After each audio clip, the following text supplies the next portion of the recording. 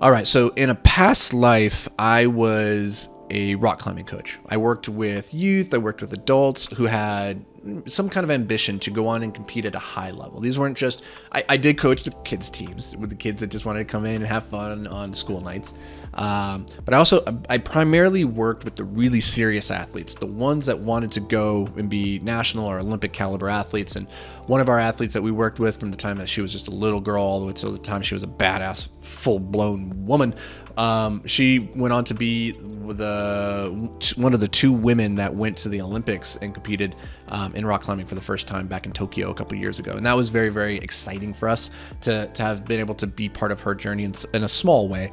Don't want to claim any kind of credit or anything like that for her accomplishments, but I share all that so that you have some understanding that I came from a world of deep domain experience coaching. I was the head coach of multiple programs where we would build up other coaches to implement the structure and the programming for the athletes.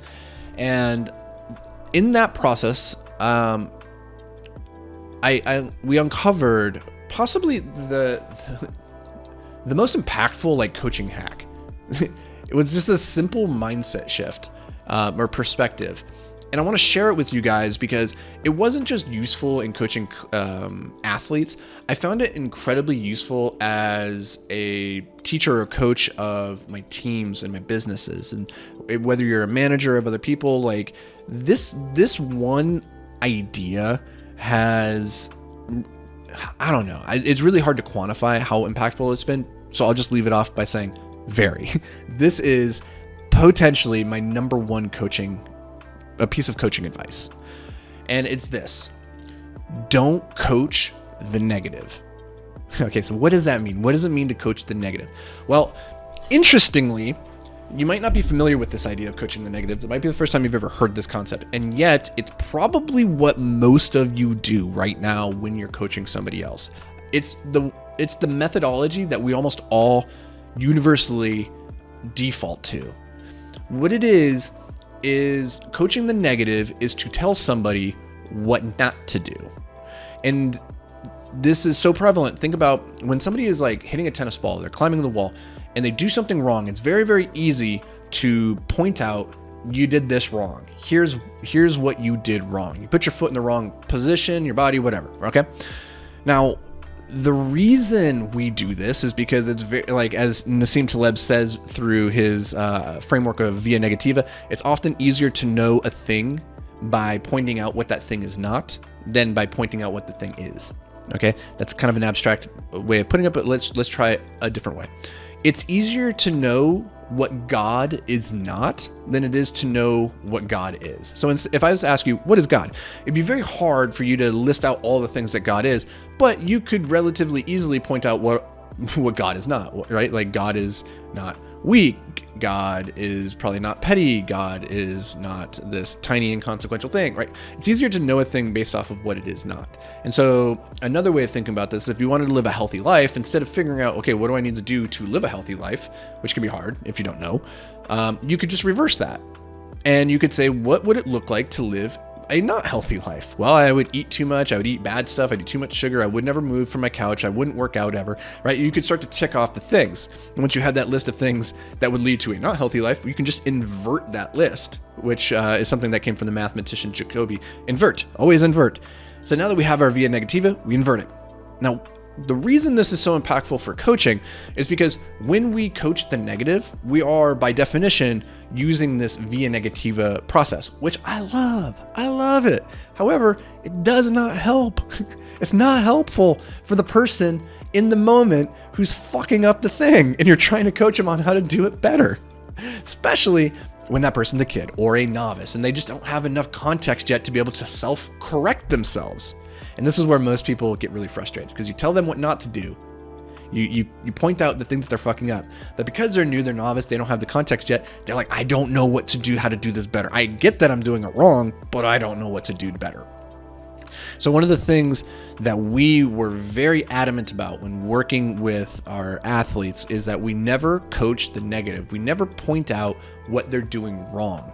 We do point out what they're doing wrong, but we never do that without pointing out what they need to do correctly, how to do it correctly. And so we started calling this coaching the positive. So instead of don't put your foot there, don't do this, we would say, put your foot there, do this, right? So now I'm giving you the solution instead of just pointing out that you're doing it wrong and that don't do that thing. That's not the solution. That's not the path forward, right?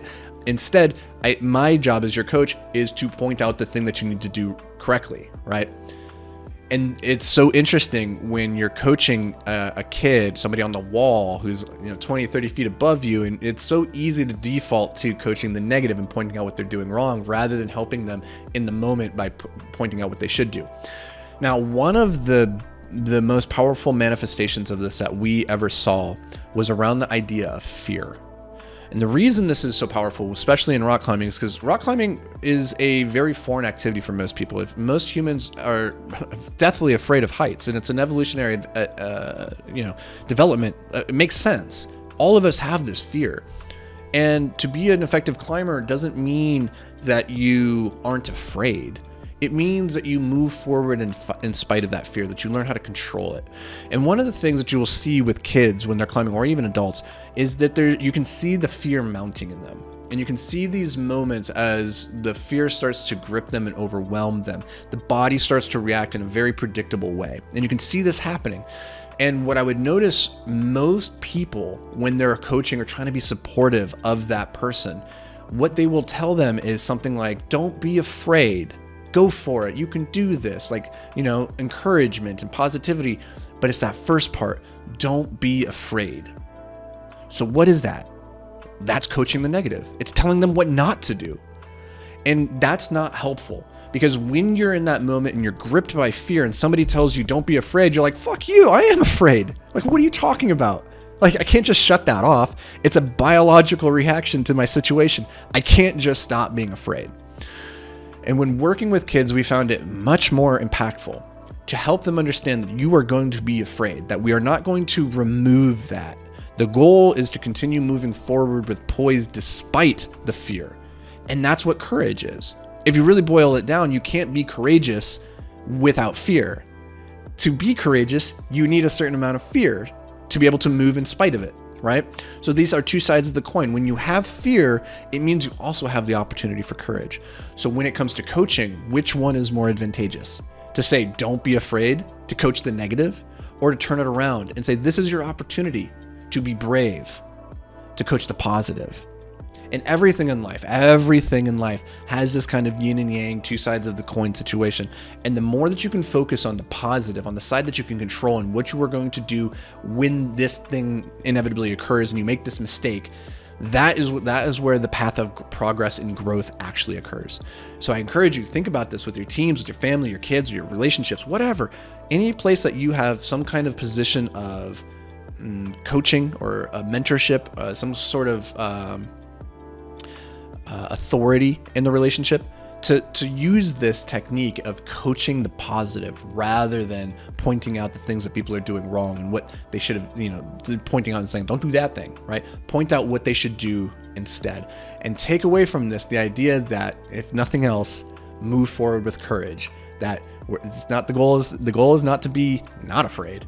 The goal is just to be the type of person who moves forward with courage despite the fear. So hope this brings you guys some value.